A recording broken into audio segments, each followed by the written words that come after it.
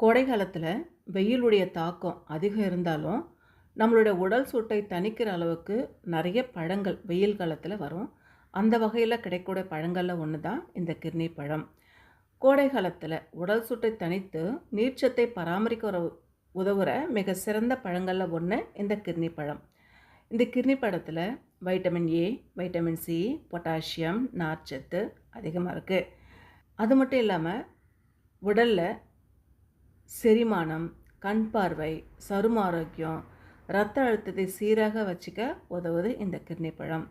குறைஞ்ச கலோரி இருக்கிறதுனால உடல் எடையை குறைக்கணும் அப்படின்னு நினைக்கிறவங்க இந்த கிர்னி பழத்தை எடுத்துக்கலாம். கிர்னி பழத்தில் என்னெல்லாம் நன்மைகள் இருக்குது அப்படின்னு பார்க்கும் பொழுது 90% நீர்ச்சத்து இருக்கிறதுனால கோடையில் உடல் வறட்சியை நீக்கி புத்துணர்ச்சியை நமக்கு கொடுக்கும் இந்த கிர்னி பழம். செரிமானம் மற்றும் மலச்சிக்கலை தடுக்கிற தன்மை இந்த கிர்னி பழத்துக்கு உண்டு. கிர்னி பழத்தில் நார்ச்சத்து அதிகம் இருக்கிறதுனால மலச்சிக்கலை தடுத்து செரிமான மண்டலத்தை ஆரோக்கியமாக வச்சுக்க உதவுது. வெயில் காலம் வந்தாலே நம்மளுடைய சருமம் வறட்சியாக இருக்கும். அந்த மாதிரி வறண்ட சருமம் இருக்கும் பொழுது கிர்னி பழத்தில் வைட்டமின் சி மற்றும் ஆன்டி ஆக்சிடென்ட்டுகள் இருக்கிறதுனால நம்மளுடைய சருமத்தை பளபளப்பாக வச்சுக்கிறதுக்கு இந்த கிர்னி பழம் உதவுது. அதனால் வயசான ஒரு தோற்றம் தள்ளி போடுது. பார்வை திறனை மேம்படுறதுக்கு இந்த கிர்னி பழம் எப்படி உதவுதுன்னு பார்த்துடலாம்.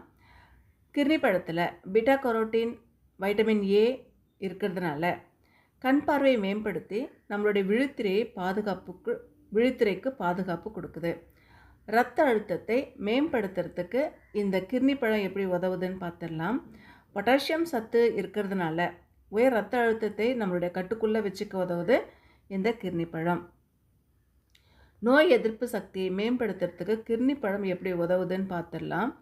வைட்டமின்கள் மற்றும் தாதுக்கள் உடலில் நோய் எதிர்ப்பு சக்தியை அதிகரிக்க உதவுது. அதனால் கிர்னி பழத்தை அடிக்கடி உணவில் சேர்த்துக்கிறது ரொம்பவே நல்லது. கிர்னி பழம் பொறுத்த வரைக்கும் வெட்டின உடனே சாப்பிட்றணும்.